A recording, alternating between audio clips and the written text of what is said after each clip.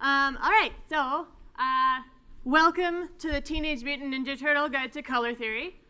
It's by Louisa Barrett. Hi, I'm Louisa. Hi, nice to meet you. I'm on Twitter at WeCB. I am the director of the front-end engineering program at the Turing School of Software and Design. And I am qualified to speak about this very specific topic because I wanted to be a Teenage Mutant Ninja Turtle very badly when I was a child. And slightly less relevantly, I also really wanted a T-Rex, but they are all dead.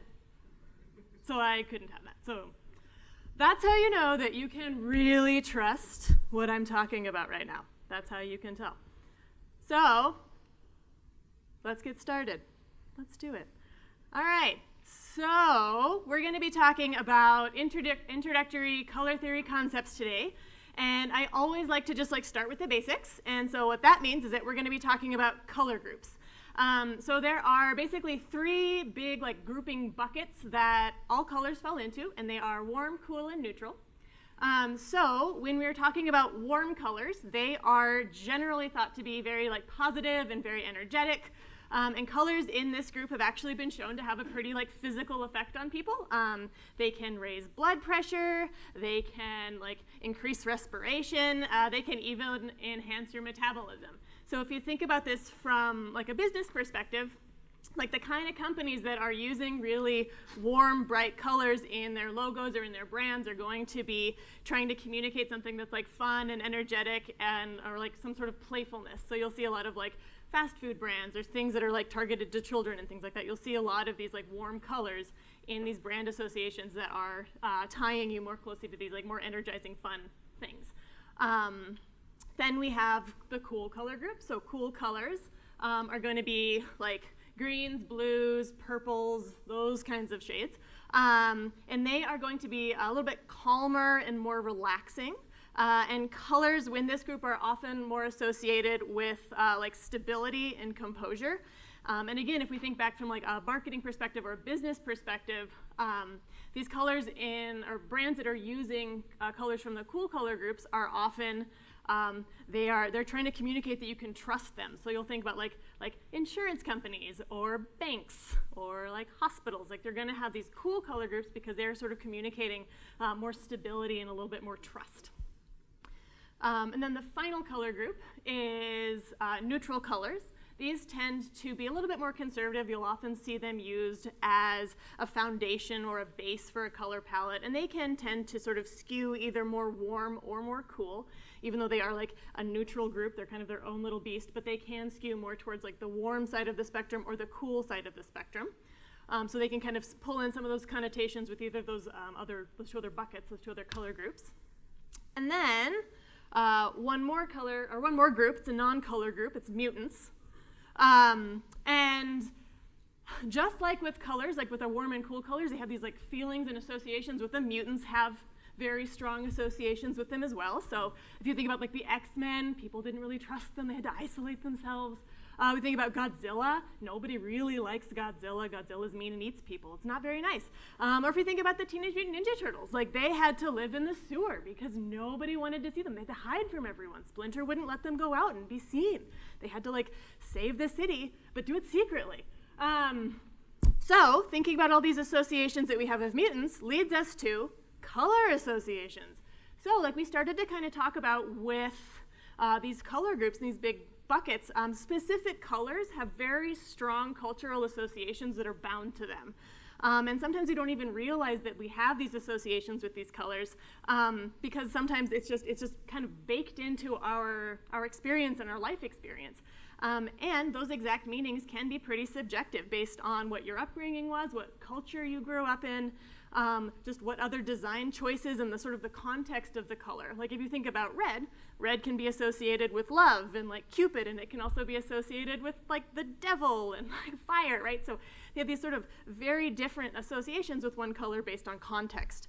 So it's just important to keep in mind when you're using color that you are aware of these different connotations and associations that colors have with them, and just target your audience in that way. So if we think about red, for example, we have Raphael, right? So these color associations that we have, sort of cultural baked-in color associations, are also super bound to the turtle's personalities. So red is this very fiery, passionate color that is often associated with, like we can see, like determination, anger. It's very intense. It's one of these colors that can actually, like, if you're in a room that's all painted red, it can like raise your metabolism. It can change your heart rate. And if we think about Raphael and his personality, he's like the hothead of the group, right? He's the turtle who is the most likely to get mad. He's the most likely to get bent out of shape about stuff. He's the most likely to like pick fights with anybody. But he's very intense and he's very passionate about things. And he can get a little bit angry. He's a little bit of like a Jersey boy, you know, he's a little bit angry sometimes. So we have Raphael, very closely bound to these cultural associations that we have with red. Then we have orange. Obviously we have Michelangelo. So Mikey's like the fun one in the group, right? So we've got, he's the jokester. He's always having fun. He's always playing around with things. He's always able to find some humor in like every situation. So orange has these cultural associations that are very tightly bound to like being vibrant and very energetic, very upbeat.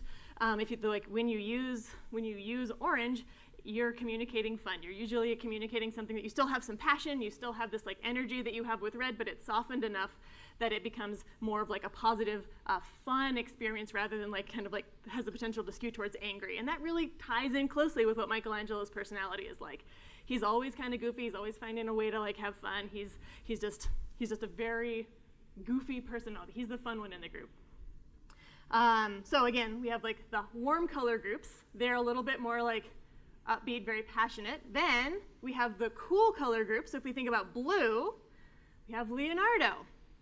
So he is like the serious one. He's like the leader of the group. He's the one who, when Splinter is talking, he's always the one who's paying attention the most. He's the one who's like, we're going to have a plan and we're going to execute on the plan.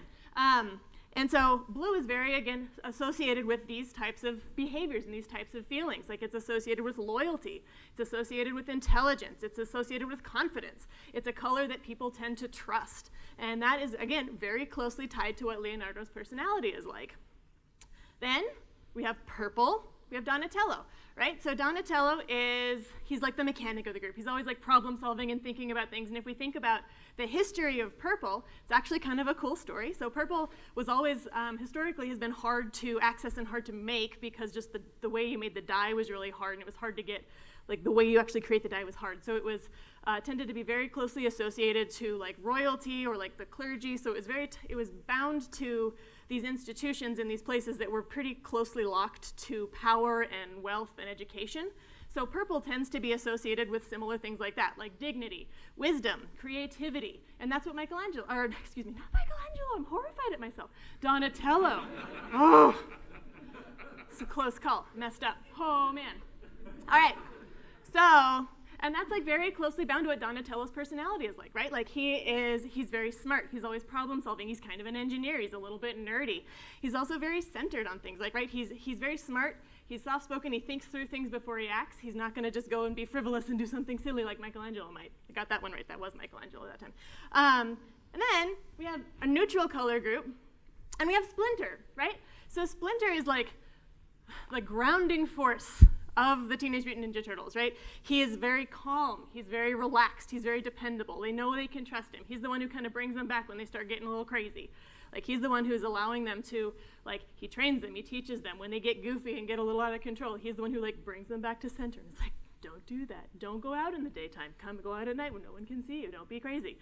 And those are, like, neutral color groups. We use them often in, like, design and in layouts as, like, our grounding force, right? Like, we're using these bright, bold colors as, like, our accents, but ultimately, like, the thing that's holding the whole design together are these neutral colors, and that's what Splinter is, right? Splinter's, like, holding the turtles together. What a time to be alive. It's so exciting. So then, moving forward, we have the color wheel. So now that we have talked about these sort of big, specific buckets of colors and the associations that we have with those, we can start to talk about the color wheel. So this helps us understand the purity of color and then also how they are created. So the color wheel is pretty interesting. It's about how colors are basically made and how they're put together. So if we look at the color wheel, it's basically the entire spectrum of colors, and they all connect together. So at the most basic level, colors are, we have primary colors, which are pure tones.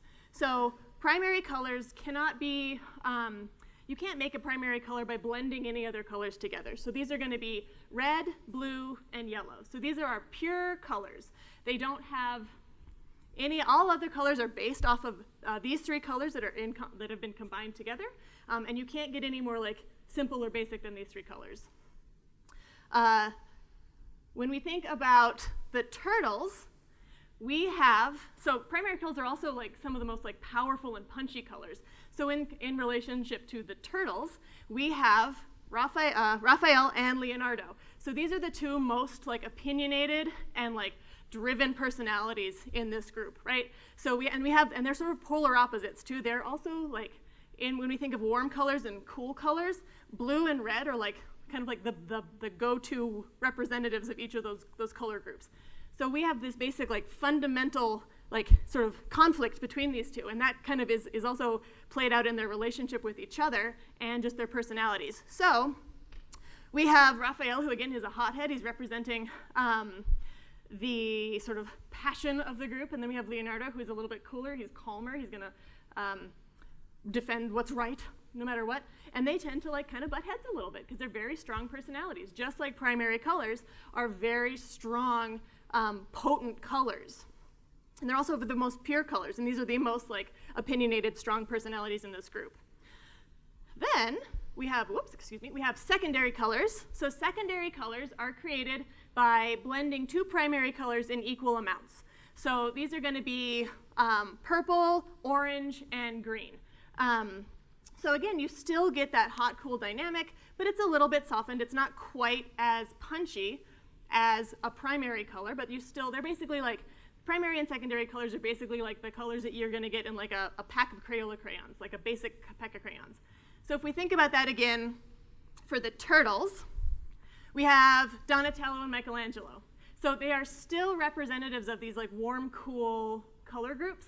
But again, because they're secondary colors, they're a little bit less punchy, they're a little bit less aggressive, they're a little bit less opinionated. Their personalities are not quite as strong as Raphael and Leonardo.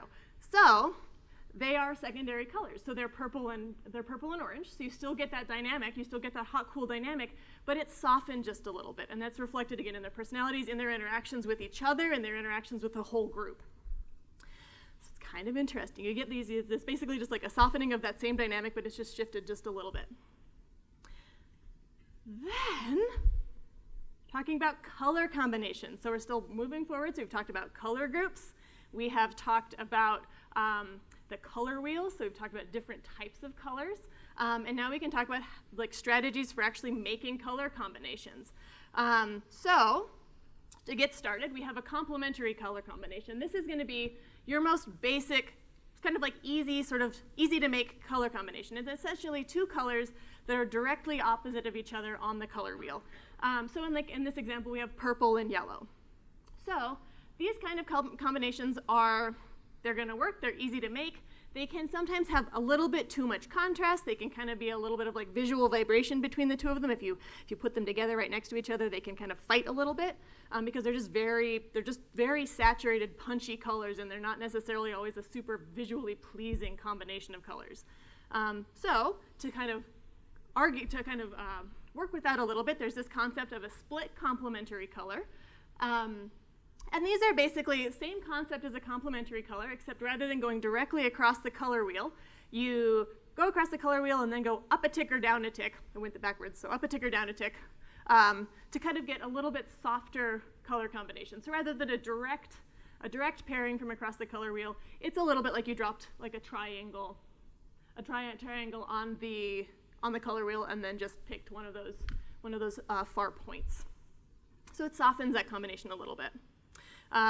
We also have, speaking of triangles, we have this concept of triads, which is essentially three colors that are equally distributed across the color wheel. They're still going to be very punchy, very potent, but they're a little bit softer.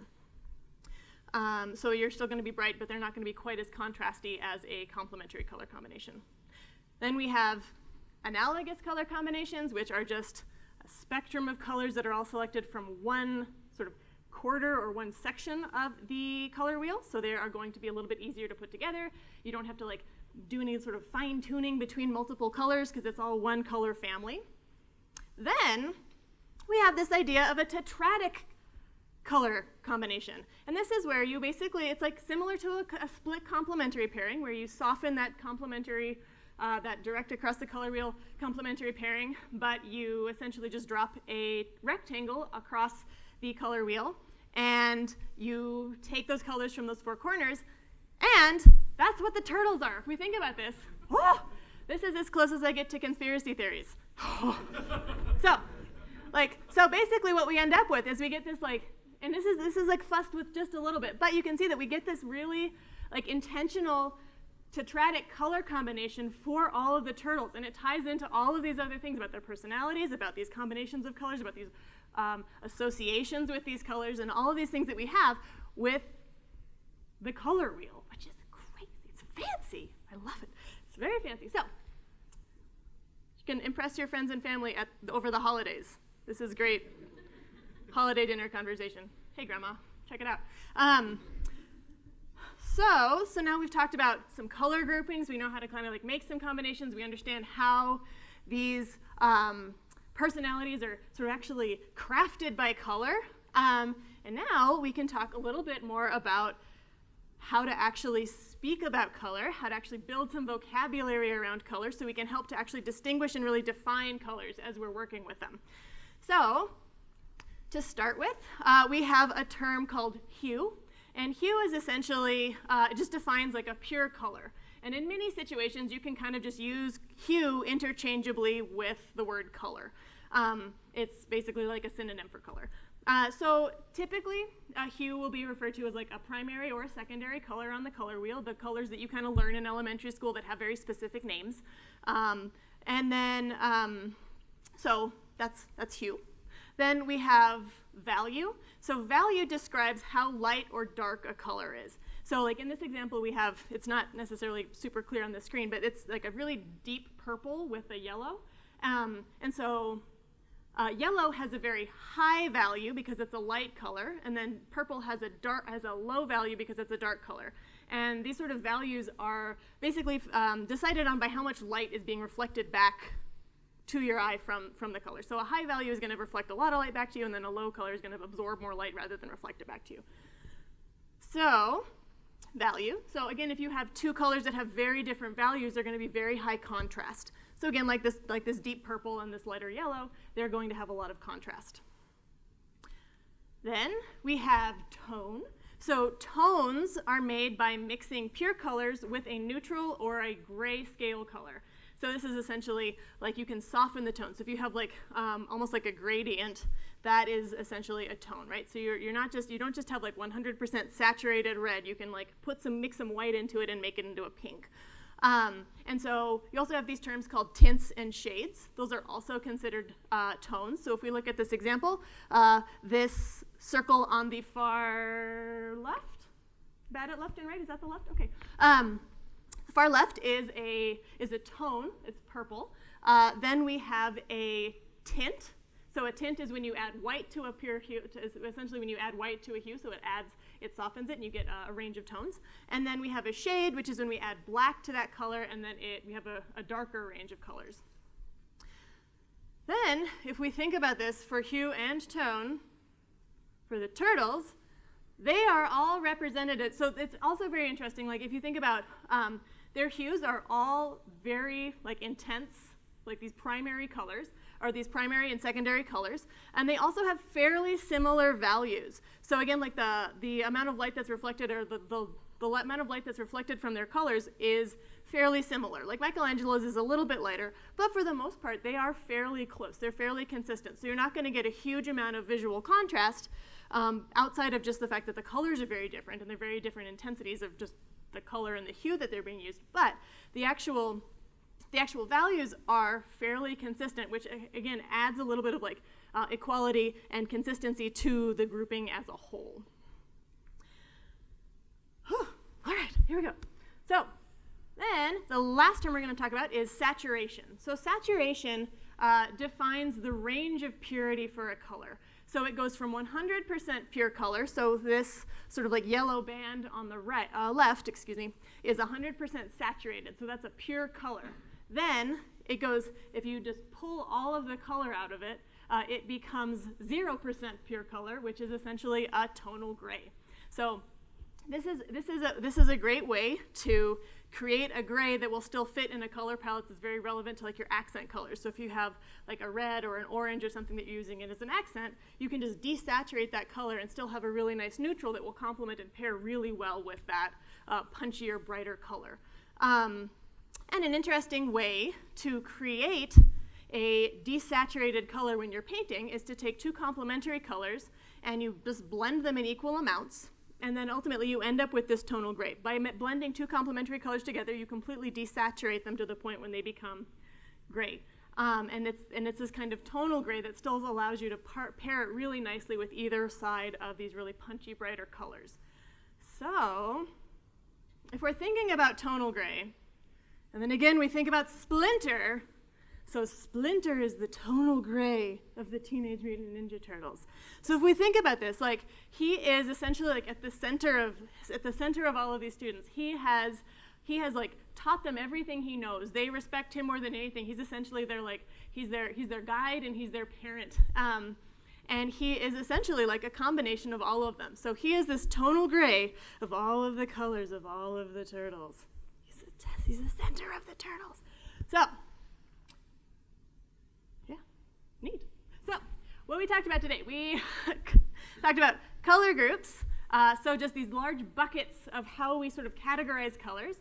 We talked about specific associations that we have with very specific colors. So very like cultural associations or just personal associations with colors and how those relate to the Teenage Mutant Ninja Turtles and their personalities. We talked about the color wheel, so how we can create how the colors are created and how they're built and how they sort of vary the intensity of different types of colors. We talked about color combinations, so how to actually use the color wheel to create combinations, and then my conspiracy theory around Teenage Mutant Ninja Turtle colors and personality types. And then we talked about color properties, so how to actually use terms and speak about color effectively, and also Splinter being the middle. All right. Well, thank you so much.